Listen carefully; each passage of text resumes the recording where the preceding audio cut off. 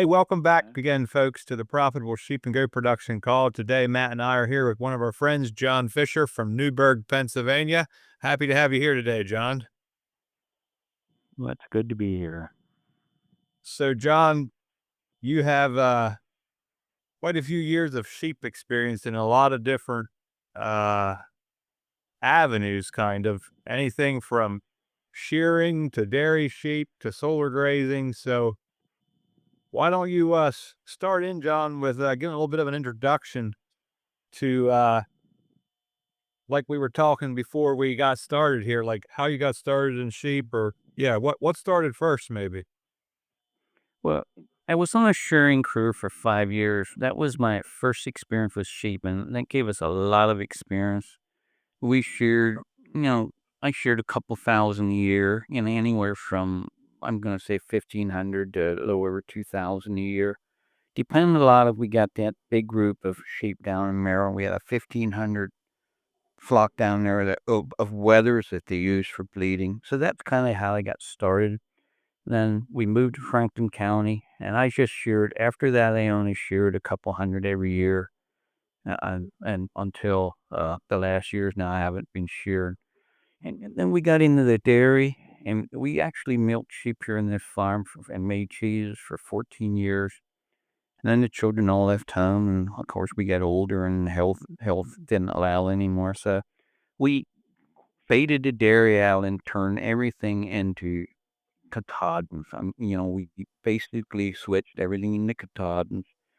And then about that time, we quit dairy, and there's a 132-acre solar site went in right next door to us, right up land joiner to the farm here, which my son owns now. So I got a contract for solar grazing. So now we've been doing solar grazing for 5 years, and I still actually rent the farm from Chris, and we're still just making hay. Everything's grass on the farm here, and pretty much a grass-based operation. Most of our lambs do not see any grain. Occasionally, I'll put a few in the barn and feed them out, but mostly they are out on pasture and grass-fed. And we do wrap a lot of hay. Most of the hay I feed in the winter is actually baleage. Every now and then I'll feed some dry hay. But the solar has been quite an experience for us. They've treated us so well here. This was the first site BP Solar put in the U.S., and they put this in 7 years ago. It was 2 years before we actually got in with the grazing contract. And at this point, I think they have 14,600 acres across the nation, and they're having all kinds of problems with their shepherd beef, really, this summer. Yeah, they've been having all kinds of issues across the nation. But we've had a very successful here with the solar grazing and the way they've treated us, and as well as they pay us. And we also have the mowing. We're responsible to keep all the mowing done and actually have to do some weeding and all that on the site. So that's about what I have to introduce myself. Hey, that sounds like a good introduction. That gives us a lot to go off of. I would also like to point out that in there, John, I believe you did train some dogs as well for a time there. Is that correct? Yeah, I did until my health bout doesn't permit it anymore. That being said, I do have a dog here. I'm trying to get up to speed again for a guy, but no, I'm not taking any dogs at this point. But, the operation we have here without border collies would be, to me, absolutely senseless. I mean, they have to get under the panel and pull out the sheep. And, I have a really good dog. Actually, it's a dog that ran a horse progress days a year ago. Yeah, And yeah, she's doing really well for us. good. Yeah, I just wanted to point that out because that's kind of how I got to know you was through the dog training thing. You mentored me a bit when I got started, and well, still do really. So yeah, just wanted to make sure we put that out there that you do have some experience in that, even though you're not doing it anymore. So, It um, took yeah, it took me a while to put the two and two together that the guy that I heard about and the guy I even talked to you, John, quite a few years back about border collies, but it wasn't until more recently that I put the two and two together when I came out and you gave me a tour there. I had been working with BP on a site up my way, and they said I should go down and visit you. And then you showed me around some, and it was only after that I really put the two and two together. That this is the same John Fisher that's the border collie guy. So Okay, yeah. There's two things. Like last winter when I was at the American Solar Graders Conference out here in Shippensburg, there's two things that I told everybody, and I actually showed them on the site the third day we were on the site, that there's two things you guys really, really seriously need if you're going to get in the solar grazing. And one is a decent handling facility, which handling facility, they actually paid for it. We had to build it. They paid for the supplies. On our site, we could easily hand 1,000 sheep through that. And you need a border collie, period. A lot of people don't grasp that, but they do. Yeah. Yeah. Well, yeah, we decided kind of what we would talk about today is what you're doing now with the solar grazing there. There's a lot of interest in the industry in that. I yeah, and I can see why it's a good opportunity. So, but I also, as you and me have talked, and as you mentioned here a little bit, uh, that's been challenging some too, of where the solar companies have had issues with the, or maybe I should say the people that were planning to do the grazing had issues with handling that amount of sheep and doing it well and navigating between the what the solar company wants and what we want as shepherds, and it's quite complex. But um I guess let's back up a little bit to how did you originally get into it? I know they built it right next to you, and I know a little bit of the story, but um maybe if we could just talk about that process a little bit, because I know there's people, shepherds, that'll see solar sites go up and be like, "Oh, that'd be," they know about solar grazing, but how do you even get started? So what route did you take with that? Well, the first thing that happened here when it was still in the building phase, I just walked over one day and I talked to a couple men there, and they said, yeah, well, the general manager wasn't in that day, but they gave me his phone number, and they said give him a call. So I called him, and we set up a meeting 2 days later. And I actually walked over, and we had a good talk, and I told him who I am and that I'm next door and everything, and it worked out. He got all excited. This guy was really into putting sheep on the site. He's not living here anymore, but he was really in tune with that. But, it still went 2 years from the time they finished the site before conservation cleared us to go in. The place was a real mess, and as far as they hadn't reseeded it, they ended up reseeding it twice. So we finally got cleared to go in, like 2 years after I was supposed to get in May, and we finally got in August. So the first year didn't run very smooth, and then I wasn't much more than in about 6 weeks, one of the general managers, which has no clue about sheep, "Oh, we have some, wires loose in there, you have to pull your sheep out." So we ended up having to pull out beginning of October. And of course, we had all these sheep we had ready to go in May, and, they actually ended up buying us a lot of our winter supply hay that winter because, we just strictly didn't have any because everything worked out, and they just kind of bent over backwards for us, I felt. And I told him about the situation, and the one guy goes, "Well, we can help you out with that," because they feel at fault. So Sure. that worked out for the first year then that way. What Then if Go ahead. did you get any input in what they seeded in there? Um, No, none at all, but Agrivoltech did. And Agrivoltech actually, I don't know, did you ever meet like the Haynes from New York and Lewis? Lewis is, I don't think he's still on. They were both on solar grazing at time, and BP Solar actually hired Lexi then 2 years later. But they actually ended up leasing this site because I had no internet access, and I saw the headaches, and they were they started agritech, which means the agriculture side of this solar grazing, Yeah. and then I subleased it from them for the first 2 years. And then PP Solar approached me to, come on, do your own contract. And so I called, by that time, Lexi had been hired on by a BP Solar, and Lewis was so over his head at work, he said, go for it. He did not even hesitate. I told him that I got approached and I'm not running ahead of him, but he just gave me the go ahead to go do it. Yeah. But the second year was quite an experience.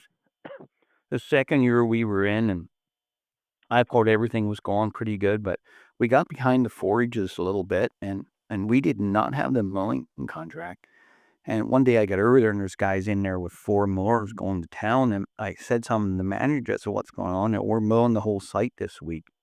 We had 700 head on there, and they were going to whack the whole site down because okay. You have the owners, and then you have the maintenance guys, Yeah. and the maintenance guys, they they're responsible for at that point, they were responsible for all repairs and all mowing of the site, and he had no clue what sheep were about or grazing management on it. So I told him, I said, this would not work because you're going to take all the grazing I have away this week, and I have 700 sheep on there. It's not going to work. Yeah. And he just, he didn't. So I actually made a call to BP Solar, and they made him stop halfway through. And believe me, it did not go over well. But that kind of put a clinch between me and what they call the operators over here.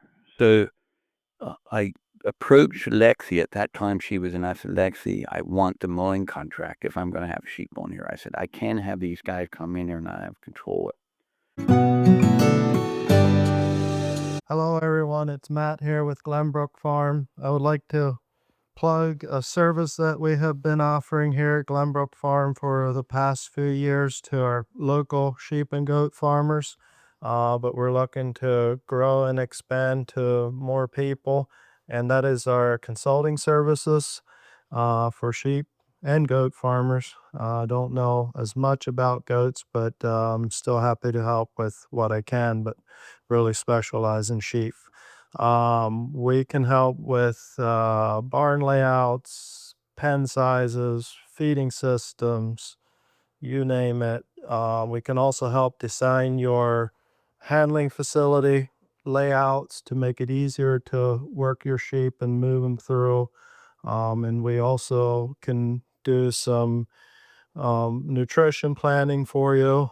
We can help with TMR rations and what forages you should be growing or that might be beneficial for you, as well as just general management planning. So if you think that would be of interest to you, you can reach me at 717-419-1980 or send me an email at glenbrook114@gmail.com.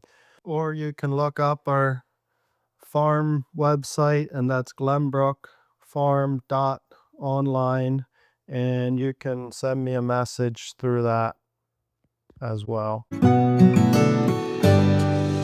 So the next year, I actually got the contract. The third year, I got the contract from BP Solar Direct, and I got the mowing contract, and it was a 3-year contract instead of a 1 year.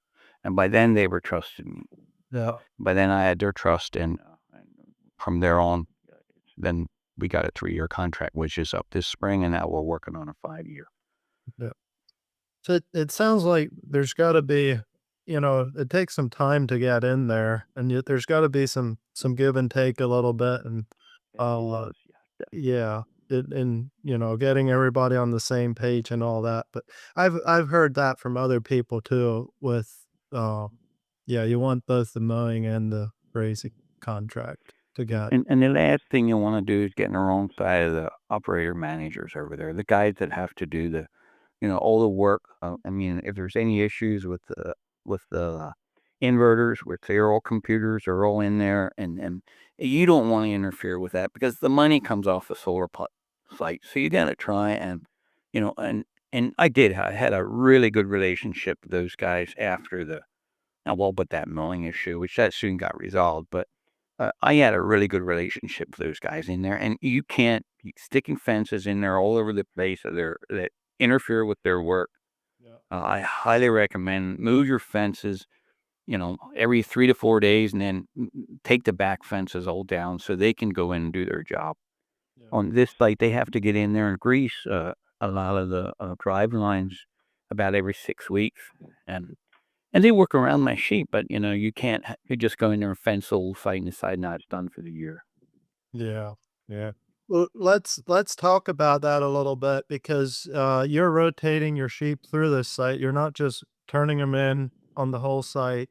You're rotating them through, and you're doing that with net fencing. Is that correct? Yeah, netting. No. And Yeah, we have about 60 rolls of netting we use. okay, and you just how big? I guess what's your rotation schedule like? Oh, Well, we're we my son has half of it this summer, and I have the other half of it. And our rotation schedule is somewhere between 30 and 45 days. I'm saying is about what our rotation schedule is. And I mowed everything twice. okay. Now the second time through, it was I didn't have to mow completely, just kind of hit the thistle and the high stuff. But Yeah. the first time took a little longer. Have you what's the current maximum height of your vegetation? I think it allowed only 4 inch. Okay, I think it's 16 inches and 10% of it can be higher than that. Okay. Like if the thistle and some of these tall weeds come up through, it's not an issue as long as it's less than 10% of your mass grading. Well, it's not shading the leading edge of the Yeah, panel. I That's a big mean, thing. you'll have a thistle go up past, but that's not what you really call shading the panel. Yeah.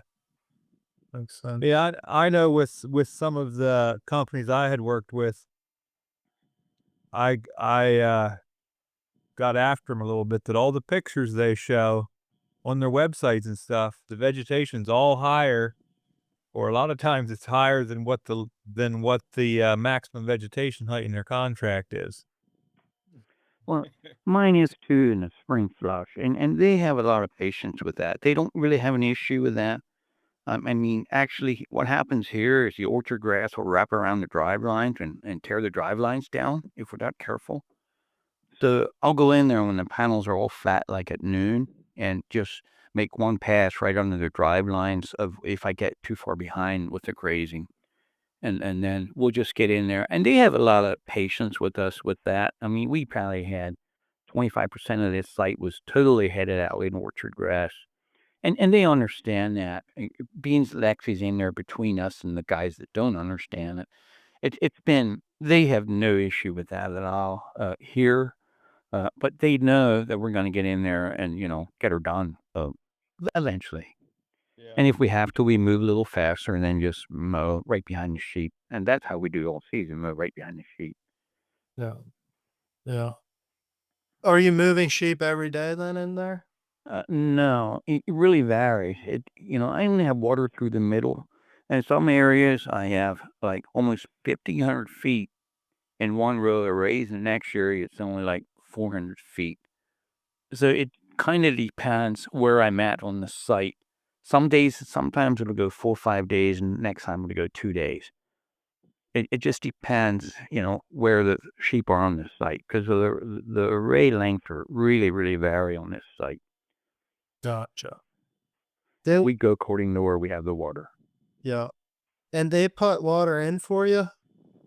Or Uh, actually, I rural tech paid for the pipe when we put it in. okay. They held the contract at that time, and Yeah. and we ran the. But here's what happened that was really interesting. Here is there was no well on that property. Actually, I don't know what happened with it. There was a new well punch on that property about 10 years before we got in, but some lady took that well out.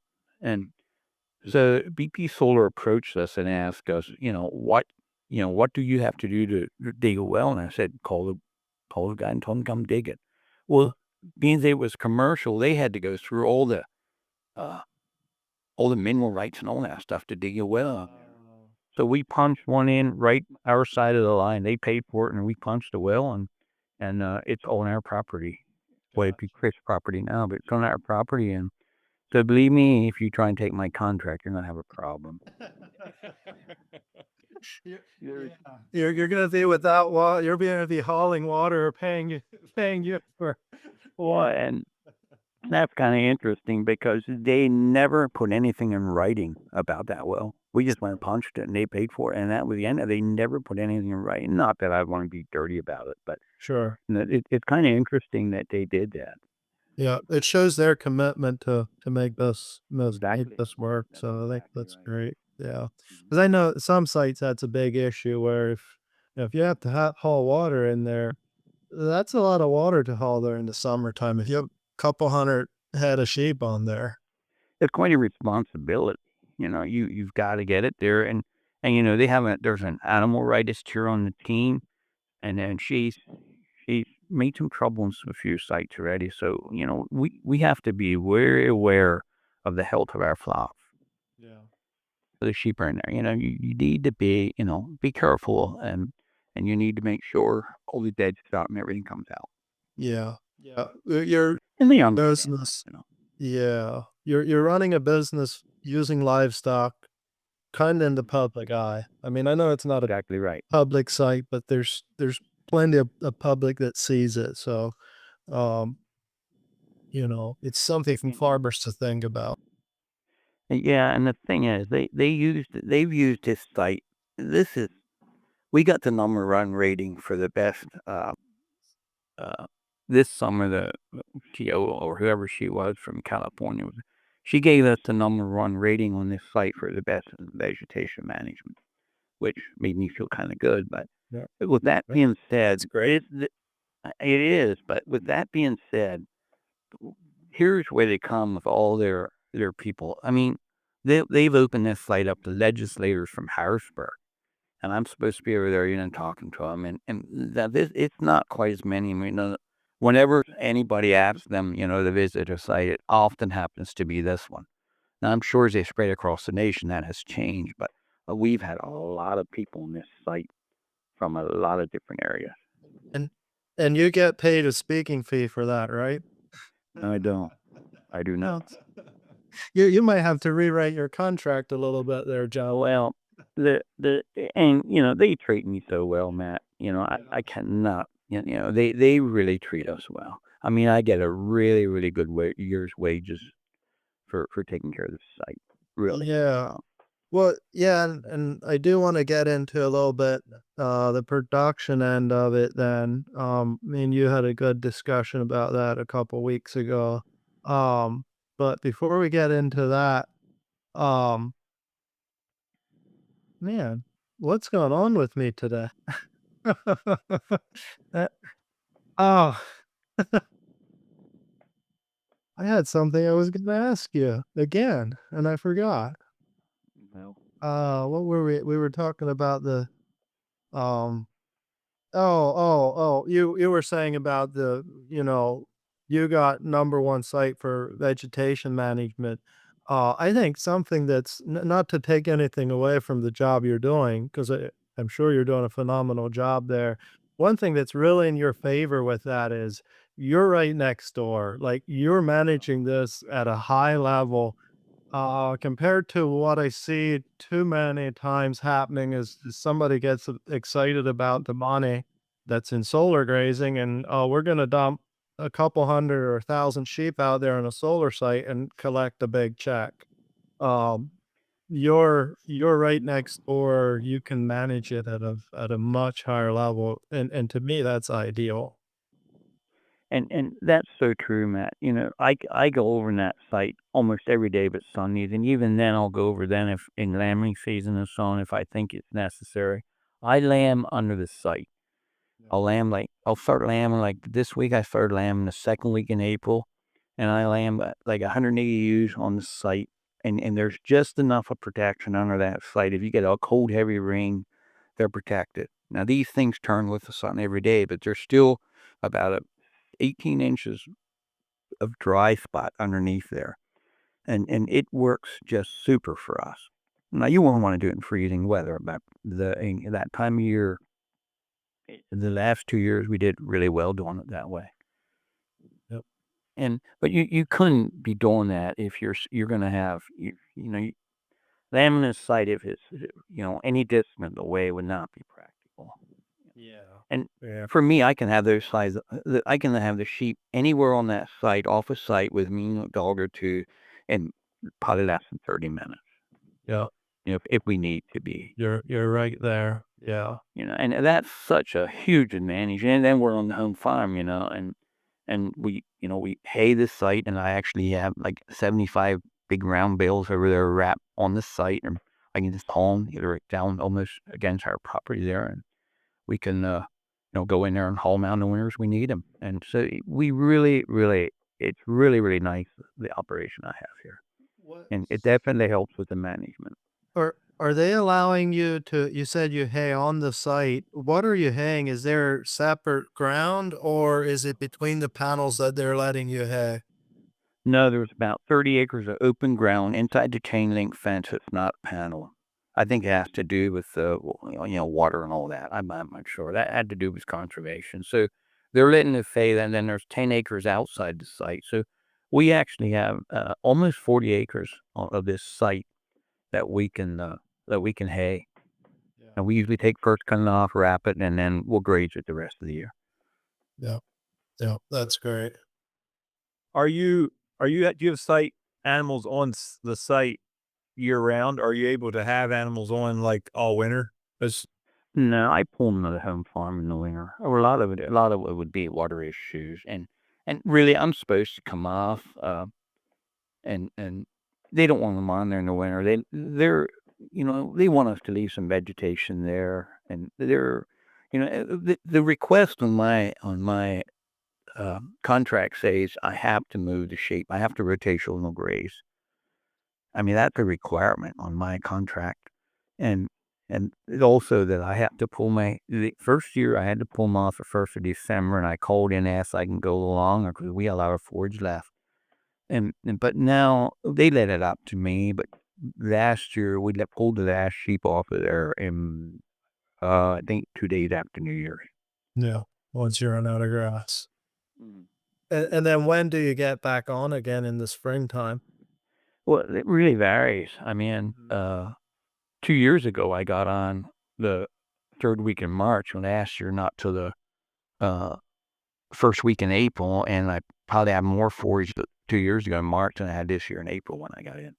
Yeah. It really varies. It depends a lot on your spring, but I like it to get in there early, move through pretty fast, because that knocks your orchard grass back, and it makes your orchard grass don't get to way ahead of. You can't do these sites like you would your farm for maximum production. You're there for vegetation control, not to see how much vegetation you can grow. That's a hard concept for us farmers. Yeah. I believe that. So have you seen has the forage improved since you're there? Uh, it's been holding its own. The clovers have really been staying for us, and we try and manage for them. Mhm. Along that same line, I wanted to ask you, you guys are in a somewhat drier area of PA, definitely drier than us here in Lancaster, even though you're only Yeah. an hour west. Um, do you feel like you get better grass production under those panels in a dry season than you would without the panels there? Definitely.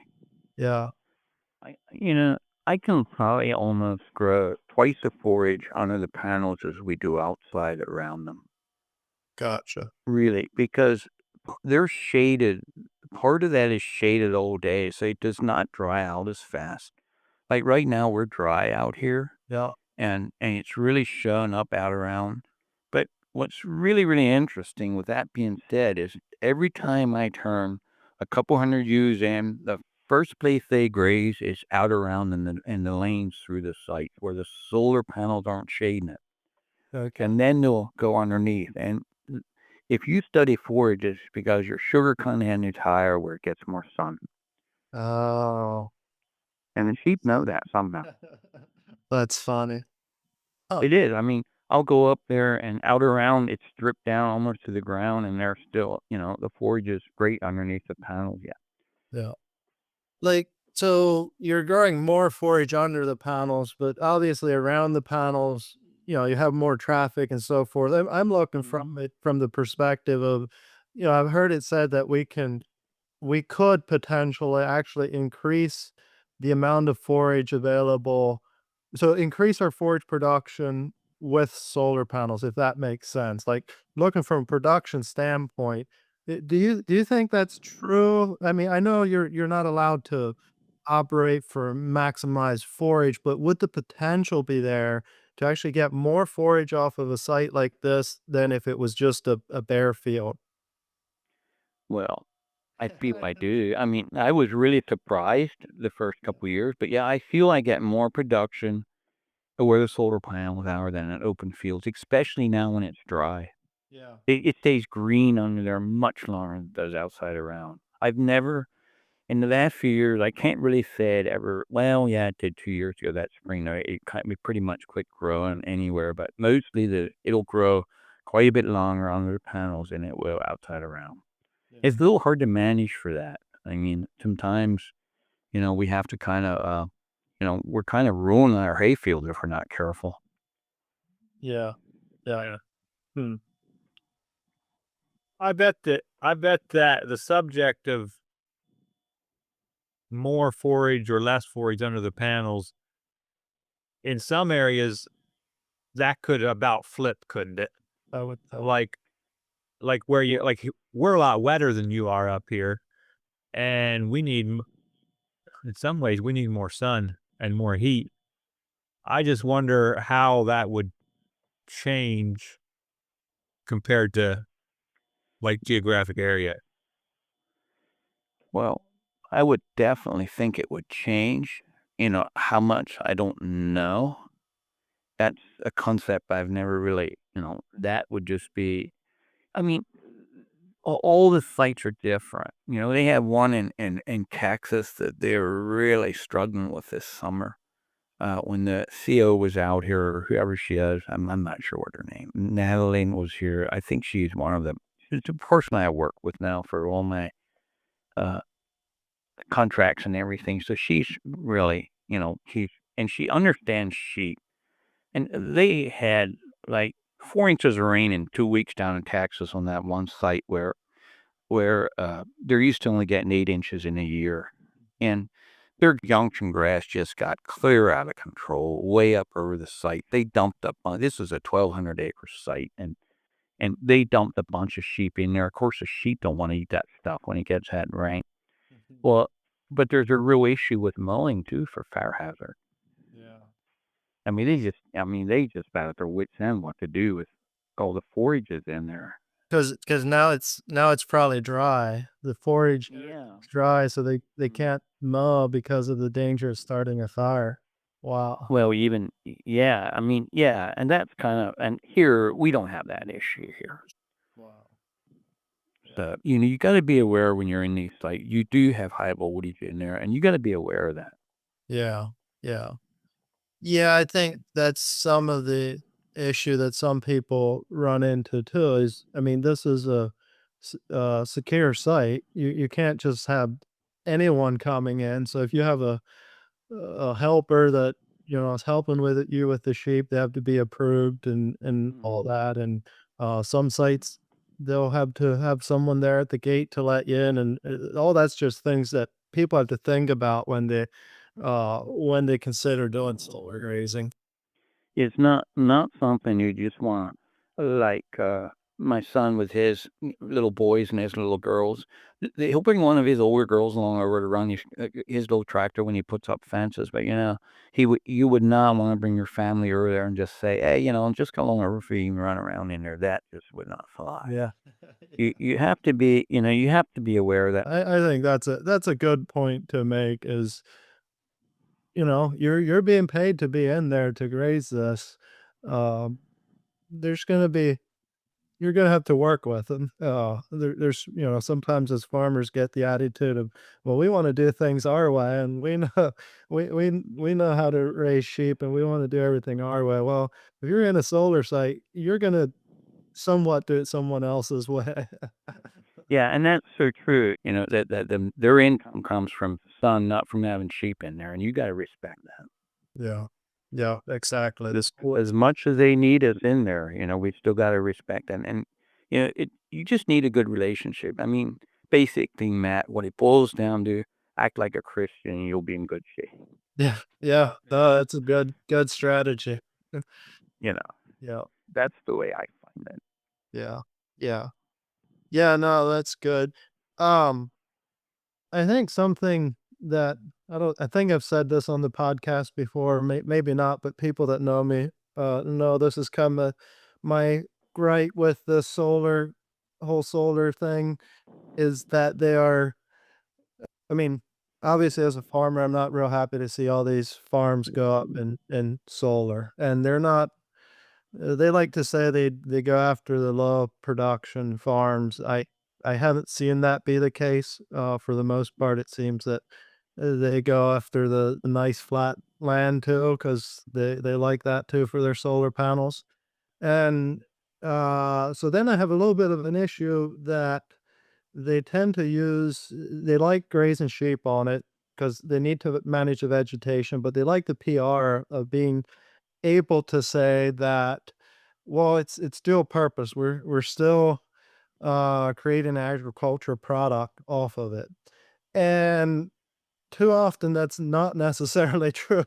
The sheep are in there to graze it. They're not really producing a lot of product off of it. I know that's not your case here, John, but I guess my gripe there is a little bit that they use us as a scapegoat a little bit to for their PR. Oh, but I don't know why I had to go on that tandem, but I just wanted to say, like, this is a kind of situation where it can be like, okay, this is cool. You're still doing a good job of producing a product off this land and maintaining the vegetation. Solar sites creating electricity, you're creating lamb. I don't know. I think, like, it is a model that can work. I just don't see it work a lot, I guess is what I'm saying. Well, and it's so true, they wanted to sheep. I mean, the operation manager, at that time, the foreman or whatever you wanna call him, on here, he did not want sheep on here, and basically, he tried to, in a roundabout way, kinda, push me out.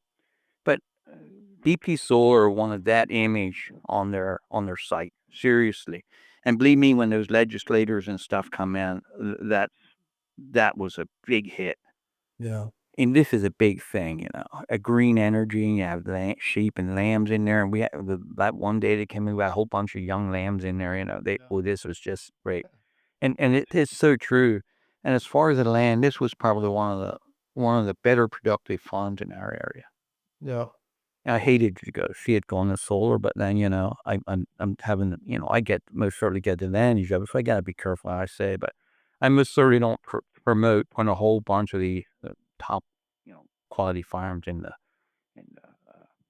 solar. Yeah. But that being said, last year, what did I do? Oh, this year, I'm producing about 400 lambs a year off that site, and my son used probably 100, something like. Yeah. So we do produce a lot of lambs off that site. Yeah, and that's why I don't really have the numbers. that's why I say, that's kind of the ideal scenario where I can say, okay, I don't necessarily like to see these panels on all our farm ground, but if we're going to put them there, let's graze under it with sheep. And if we're going to graze under it with sheep, let's do it in a way that we're also creating a product. And Yeah. it's gonna take a skillful operator like you to do it on the shepherd's end. And it's also gonna take the solar company being willing to actually work with them, uh, in a way that they're not just there for vegetation management. Work with them that they can actually produce a product off of it, and I think it can be done, and I think it's kinda neat, you know? It really Yeah. is. It is, and that's where when Lexi got Haynes got hired by BP Solar. Of course, there's now Nick Armentrout. He's also one of their guys now, and they both have sheep experience and so on. And they're out there getting the shepherds in there, and it's tough to get in to a BP Solar site without any shepherding experience. The first thing they wanted to know when I went over, have you ever had sheep? And well, yeah, I mean, and I told him of my history. As soon as they knew my history, I was in. They won't, if you're just coming in there as a farmer and never had sheep and stuff, you're going to really have a hard time getting in one of their sites. Yeah. Now, it's not true everywhere. That's the way it should be. Yeah, it should be. And that's not happening. But these shepherds there's a responsibility in there that goes with that if you're going to put sheep in these sites. It's not just turn them in and collect a big paycheck. Yeah. It's not that simple. No. Yeah. Yep. Let's talk a little bit about your production. We touched on it a little bit, and I share with us as many numbers as you want to share, but we've talked about grazing it. What you're also producing lamb off of there, and you're putting very little inputs into those lambs, into your flock in general. Maybe what are some of those inputs that you're still, having to put in? Well, I should have wrote some of them down, but this winter I sat down one day. I was really kind of curious where I'm at, uh, per year production. What are my numbers? So I spent a half a day doing the books, and now I rent the home farm from Chris, and I rent a little acreage for him. We have about 225 acres that we actually use here in our grazing and farming operation. And I did the numbers and I pushed everything that I thought was possible onto the sheet to pay for. I mean, all the rents, all the feed, all the custom haymaking, everything that I could think of that should be charged to the sheep, I did. And I came up with, I was on 230 ewes last year, and I cleared $162 per ewe. In production. And that's the best Or I no, probably ever did. that was your profit, That was clear your profit. production taken out of. Yeah. Yeah, I can't give you the numbers on production. I don't have it in front of me, what my total income would have been, but Yeah. I thought that was, I mean, that's probably one of the best years I ever did, uh, as far as that. Like I did sell a few ewe lambs for, I think I got 250 a piece for them. So they weren't been quite all good at market, but market lambs were really good last year, and I found that usually on my commercial flock lot I have here, I usually figure if I clear $100 a ewe, I'm doing pretty good. But last year we did actually $162 per ewe. Well, you got to remember, I have 132 acres that I'm getting paid to be on, Yeah. but that was no soda money included in that. Right. That's Soda money was on top of that. yeah. Yeah. That was the profit from the ewe flock. Yeah. That's pretty good. Um, and you're holding your lambs over into wintertime to sell them. Is that correct? Some of them, not all of them. Actually, this spring I lambed 50 ewes in the barn. I sold those ewes lambs early and sold the ram lambs early. And now, probably here in a couple weeks, I'll sell some of the heavier ones. But, I'll go from now to actually probably into February before they're all gone. Just depends a little bit. Sure. I watch the price a little bit. But, yeah, I mean, and, I have them out. And, last winter I had 30 head out here. I put a round bale out to them every so often, and that's where they were all winter. In March, I dumped them and got, 390. I think 395 from 375 to 395 a pound for them, and that's decent money. Yeah. That's pretty good. And for an 80 pound lamb, I wasn't complaining. Yep. But but you're holding them a long time to do that. But still, I'm get so little in them. You are. Uh, Yeah. And, you know, the I used them for my dog trainer last winter. I had a dog here. I wanted to kind of finish out, and I was using them for that. And yeah, You weren't even run the weight off of them while you were at it either. You still made outfits. I was kind of. If you want to hold them that long, you almost got to run a little weight off of them. Well, yeah, and they were they were born in May the year before, and when you have May born lambs, and you're hitting right into the worm season, yeah, and those little lambs they're the worst ones to try and get through July and August with your worm problem, and you have all this pasture. It's really a struggle to keep all those little guys going on an operation like we have here. And then here, we'll dry up for a little bit, and then we get a couple thunderstorms. You get all these really nice little sprouts coming up about 2 or 3 inches, and believe me, I don't think I have to tell you guys what happens. That my biggest struggle with worms, Yeah. is the barb pole. Yep. So, yeah, it's gonna be a challenge in an operation like And that. and it is, and it's a challenge. This summer with all the humidity, moisture we've had, this is the first time we're wormed any ewes for 2 years, and I ended up having to worm this year. I was kind of frustrated. I was hoping I could get away from it, but I wormed my lambs, most of them at least 3 times here in July and August. I mean, just to try and stay ahead of the worms. But with the facility I have here, with that being said, with the facility I have here, and I get my grandsons to help if I'm not quite up to it, we can worm 300 lambs in an hour and a half. Yeah. Yeah. It's not that big a deal, you know. Well, just as I'm thinking about that, you probably it probably increases the parasite issue with being under solar panels like that because you have more of that wet, humid uh, area that they really like. Well, I never thought of that. I never thought of that, Matt, but maybe that's why I struggled so much this summer. Somebody that's in a really dry area isn't going to have near the parasites that if you're in Yeah. a wet area. So if the solar panels increase that, um, the humidity underneath there, you're going to have more parasite issues than you were probably used to. I would also wonder if the parasites really thrive under there because it's partially shaded, because I know if you if you have a pasture that you graze down pretty hard and it's during the hot summer when it's 90 plus degrees and the sun's beating in there, that kills a lot of your parasites. I know that's not a good parasite management strategy typically, but that does kill a lot of your parasites. So if under these solar panels, if that's also always partially shaded and more humid, it's probably going to increase your parasite load.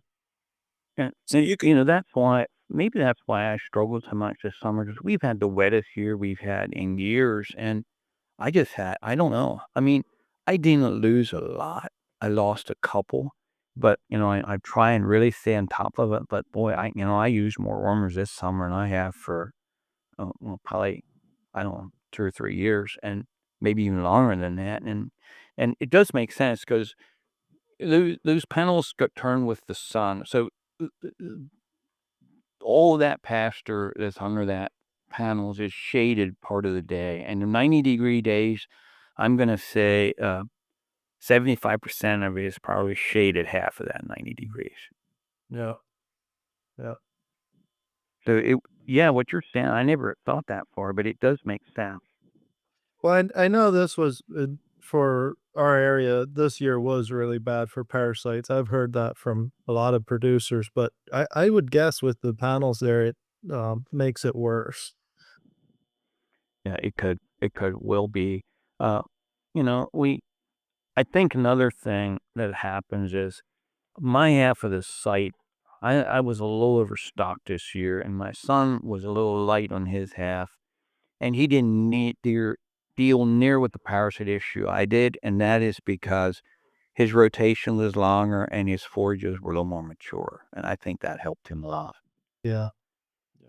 Which for me, we're going to change some management here this next year, and try and, well, I'm gonna also cut back well, actually, I think he's moving out, and I'm thinking I'm gonna be having the whole site on my own this next year, and so I'm not gonna really push my numbers too hard. I'm gonna try and keep my numbers low less, and I think I'm better off in maximum amount of numbers under there.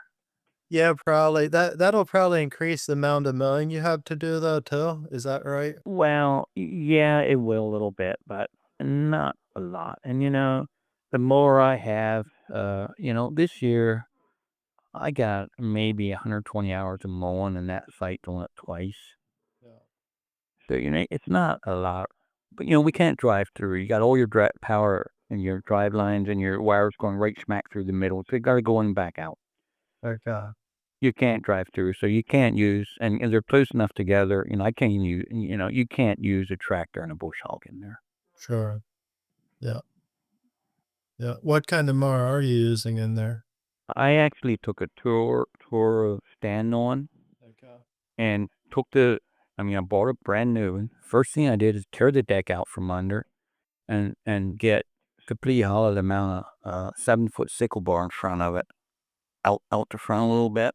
Yeah. And it out to the one side a little bit, and that thing really, really works nice for us. We can get right under all the drive lines and all the panels and everything any time of day, and it cut my mowing time in half compared to trying to use a zero turn. Yeah. That sensor's such a great idea because I know one of the gripe they have with mowing is you can throw rocks and hit the panels and break panels. So Yeah. sickle bar mower. Okay. Yeah, and there's no dust. I mean, the year I did it was, and there's no dust, there's no stone throwing. And it's really, really worked well for me. This is the second season I've used it, and I think it has like 220 hours on it in 2 years. And I didn't mow some on the home farm. I probably mowed 20 hours of that's probably in the home farm mowing, Hmm. like after pasture. Yeah. Yeah. It's probably one of the best. I mean, it was not very cheap. You could buy this brand new mower, and the first thing you can do is add another 7,000, couple thousand, $7,000 on it for a sickle bar and getting it mounted. But it's the best investment I ever made. Yeah. I have actually No. I've been wanting to try a sickle bar mower to trim up our pastures rather than the bush hog because it wouldn't. I mean, most times I guess you're just bush hogging the weeds, but if you are clipping the grass at all, it would cut it clean rather than kind of thrashing it like a bush hog does. Well, your regrowth is quicker. That's what I would pickle them. Yeah. Yeah. It definitely is. Hmm. It would cut pretty short though too, wouldn't it? What, the sickle bar? Yeah. Oh, I can adjust. I can bring it up to 8, 10 inches if I want to. It's adjustable. I can put it wherever I want to. So, like the second time across, when I was mostly knocking down thistle, I had that thing up 8 inches, 8 to 10 inches to stay above all the grasses, Yeah. so I don't interfere with regrowth. Oh, that's great. Yeah, that thing, I mean, you kind of have to get used to handling it, but that thing's really it's been ideal for what I do here. Yeah. Now all you need to do is buy one of those old, wheel drive sickle bar carts and hitch a couple sheep to it, and you'll be a completely, self-efficient operation. Well, I tell you what, you don't want the old style sickle bar because they'd be plugging up on you all the time. This is one of those, what do they call them? The one with the double scissor action. Oh, yeah, I've heard of that. I'm buying J. Yeah, you can go right over where you mowed. You won't plug them up. This thing just won't plug up. And the regular sickle bar would not work very well Okay. for what I'm using it for because there's quite a bit of overlap. Yeah. Okay, that's good to And this thing will go through, yeah. So you don't want to just go to put any old sickle bar on there. You got to go out there and get a good one. Yeah. Of course, the most expensive one that's around too. Hey, you gotta put that lamb check to good use. Well, solar cans of them are. They're in around. They give me so much here toward the mower and all the gas and everything. Sure. Yeah. Yeah. So yeah. Yeah. Well, that was really interesting. Was there anything else, Leon, we should talk about, or John, anything else you wanted to mention yet? Uh, no, I'm good. Good. Unless you have some questions yet. Yeah, no, I think that was a good, really good discussion. Maybe the next time we have you on, we can talk about either training dogs or milk sheep. How about that? Well, yeah, maybe we can. I'm not sure. Yeah, you'd have to ask questions for talking about dogs, but there's guys out there that are, that are into dogs probably more than I am, or probably even better trainers than I am for sure. Some of these trial level guys, but yeah, but you know, too many of these people think when they watch me work a dog like a horse progress, boy, that just looks like impossible. And Matt, you know as well as I do, it's a whole lot simpler than what we make it appear at a place like that. Yeah. Yeah. Well, if people would realize how much of that is instinct and you just put a little command on there, how much you can get out of a dog if you can just stop him and, make him do a little what you want him to do by save you a lot of steps. Yeah, yeah, yeah. You don't need a lot of training to get some benefit out of a dog. Definitely not. I'm glad you brought that up about your demonstration at Horse Progress Days because I feel like I still owe you one for that. The year that Horse Progress Days was at my dad's place, um, you had it was just when I got my first border collie. And I have talked Remember. with you prior to that. That's actually kinda how I got to know you. And then I was over there when you were doing your demonstration in the morning. You told me, "Hey, I heard you got a border collie. Why don't you bring him out this afternoon and run him?" And I was like, "Oh, sure, why not?" The dog demonstration was kinda off by itself. There was, maybe 2 dozen people there or something in the morning watching. So I was like, "Yeah, this would be great. I could get some pointers from John, through this." Well, that afternoon when I came with my dog, there was like 3,000 or 2,000 people there there watching, and I'm this rookie with my I had a well-trained dog, but I was definitely a rookie. But we did a presentation and, I think people enjoyed it. And it showed people that you what I like to get across in places like that is to show people, you don't have to be a professional dog handler to make this happen. Yeah. You just gotta take a little interest and read maybe a book or two or watch a video or two if you can watch videos and get a little bit the concept of how these dogs work and you can do it. Yeah. It's just that simple.